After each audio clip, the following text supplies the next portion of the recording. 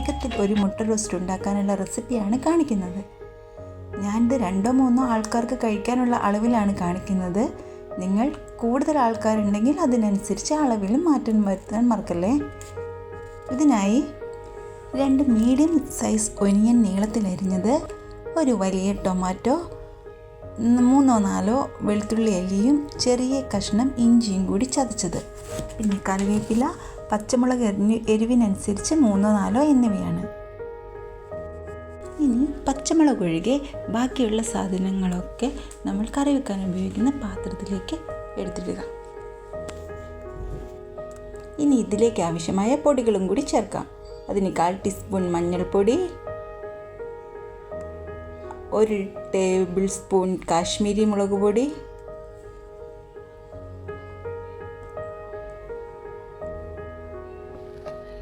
ഇനി 1/2 ടീസ്പൂൺ കുരുമുളക് പൊടിയും 1.5 ടേബിൾ സ്പൂൺ വെളിച്ചെണ്ണയും ഇട്ട് നന്നായി ആദ്യം മിക്സ് ചെയ്യുക.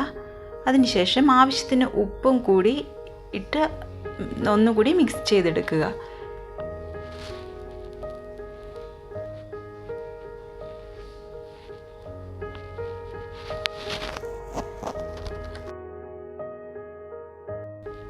ഇനി നമുക്ക് ബാക്കി മാറ്റി വെച്ച പച്ചമുളകും കൂടി ഇതിനകത്തേക്ക് എടുത്തിടാം. അതിനുശേഷം ഗ്യാസ് ഓൺ ചെയ്ത് ഇവ കുക്ക് ചെയ്യാനായി വെക്കാം.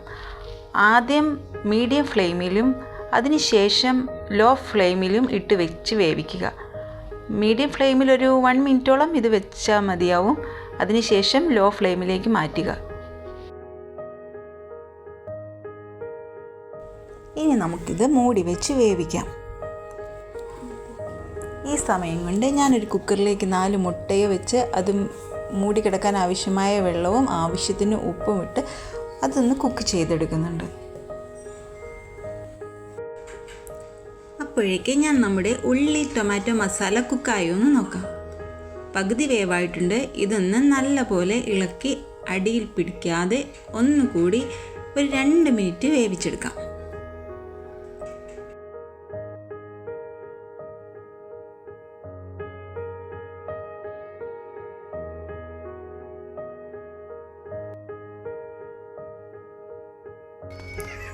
നമ്മുടെ മസാലയൊക്കെ റെഡി ആയിട്ടുണ്ട്. ഞാൻ അതിലേക്ക് മുട്ടയും കുറച്ച് മല്ലിയിലയും ചേർത്തിളക്കി എടുത്തതാണിത്. ഇനി നമുക്ക് ഇത് ചപ്പാത്തിയുടെയോ പൂരിയുടെയോ ദോശയുടെയോ ഒക്കെ കൂടെ കഴിക്കാവുന്നതാണ്. കാണുന്നവരൊക്കെ ഇതൊന്ന് ഉണ്ടാക്കി നോക്കി ഇതിൻ്റെ ഫീഡ്ബാക്ക് അറിയിക്കുകയും ഈ ചാനലൊന്ന് സബ്സ്ക്രൈബ് ചെയ്ത് നമ്മളെ സപ്പോർട്ട് ചെയ്യുകയും ചെയ്യേണ്ടതാണ്. Thank you.